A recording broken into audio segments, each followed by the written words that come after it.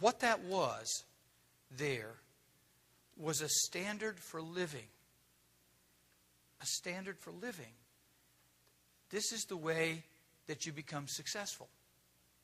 This is the, people go to all these seminars, whether it's success seminars, and teach me how to be successful, teach me how to prosper, and this and that. That's it, right there. That's it. I could package up a big success manual and put together tapes and CDs and put a fancy cover on it and sell it for a lot of money. But that's it.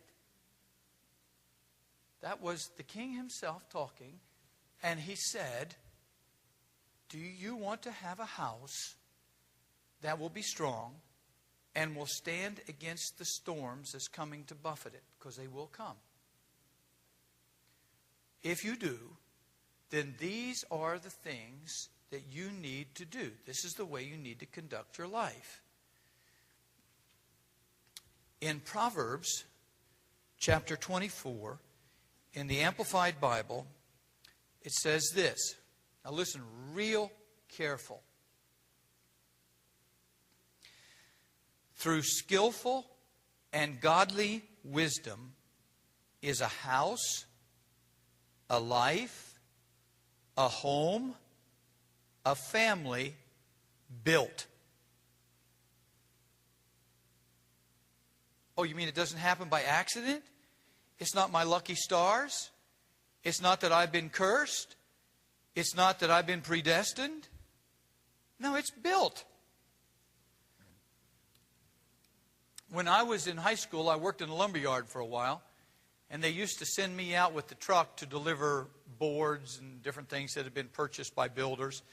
I can remember going out with 2x12s and 2x10s and, 1x10s and 1x12s and all the stuff you need to build a house. And it was my job to take them out, unload them, and leave them there for the carpenter. Now, if the carpenter didn't show up and build that house, those boards would have still been laying there 10 years later. All the materials was there to build the house. But no one was there to build it. There's all kinds of building materials inside of you. There's all kinds of abilities and talents and skills. See, I'm just a poor, uneducated person. Well, let's get educated. Say, well, it's too late. I dropped out of high school. I did this. No, it's not too late. You get an education by reading the Word of God. Even Theodore Roosevelt said a thorough understanding of the Bible is better than a college education. Because a person who reads the Bible and disciplines himself to do what it says will become a successful person because God's hand of success will rest upon them. Okay? You say, well, I can't read. It's okay. You can listen. You can buy tapes. You can get the Word of God down inside your heart. And you can know it. Now, it's built. A house, a home, a family. They are built. How? How? By getting understanding. By beginning to discipline your life to do what God said to do. Now, the old man inside you, it doesn't want to pray for people that's been ugly to you. It doesn't want you to forgive others. I remember a book. There's a book called, we have a class here called Christian Growth that the kids used to take, and ever had 6 paces to it, and each pace had a book that went with it. And one of the books was None of These Diseases. It's written by a medical doctor. And he gives an example of how this woman came to him she was just so sick, and she was developing all kinds of bad stuff in her intestines, and it was taking her out. And so the doctor said to her, when did all this start? And she said, about X number of months ago. He said, well, was there anything in particular that happened about that time in your life? And she said, well, yeah. She said, for years, I've raised chickens, hens, and I've sold the eggs to all my neighbors. And then one of my neighbors down the road bought a bunch of hens and started undercutting me and selling them cheaper. And she said, I just got really upset at that. And the doctor said to her, well, the best thing you could do is sell your hens and forgive the person that did that. And so she sold her hens, forgave the person that did that, and got well. But she could have died.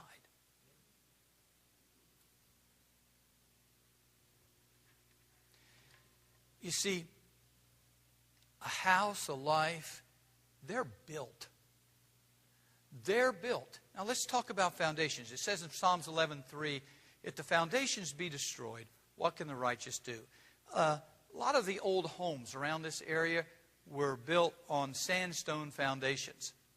Out in the Midwest, a lot of them were just built on pieces of limestone. Ditch was kind of dug out and pieces of limestone were set on top, and the house was just built up on that. You know? But those houses don't stand real well. It's better around here than it is in the Midwest, because in the Midwest you don't have good percolation through the soil. And then in the wintertime, the soil collects water, and then it freezes, and then it pushes, and it destroys stuff. My brother-in-law built a really nice house out in the middle of the woods. And he built it on a concrete slab. And I said to him, are you sure you want to do that? That's not real wise to do around here, because there's such give and take in the soil, and it breaks the concrete. He says, I will build it so it will be all right. And he put a footing in it that was about this wide, about that deep, and poured the concrete about this thick, and put all kinds of rebar and wire and everything in it. And to this day, it's never cracked, because his foundation was laid properly. If the foundations be destroyed, what can the righteous do? Nothing. It's coming down. So it becomes imperative that we establish a proper foundation. What is that foundation? It says in Psalm 82, all the foundations of the earth are out of control. And if you track that down, it's talking about the morals and the principles upon which people make decisions. These are the foundations of a family. We hadn't been too long at our house. I don't know, maybe 10 years. And I remember I was painting the outside of the house. I was scraping the east side because it had really peeled up. And my neighbor next door had purchased 25 chickens and was raising the chickens to eat. But the chickens began to disappear. And I had a dog that had just come to our house that we had adopted, but we didn't have the invisible fence or any type of way of controlling the dog, and just lived there.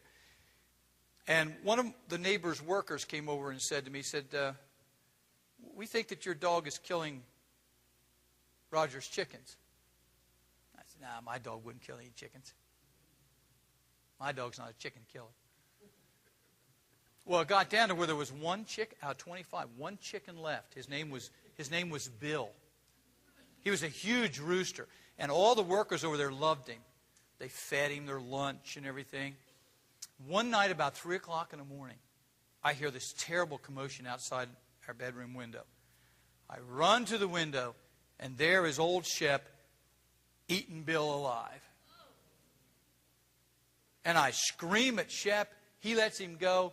Bill lumbers off into the night. Next day, there's a knock on the door. It's Al Mosley. Al just lives right over here.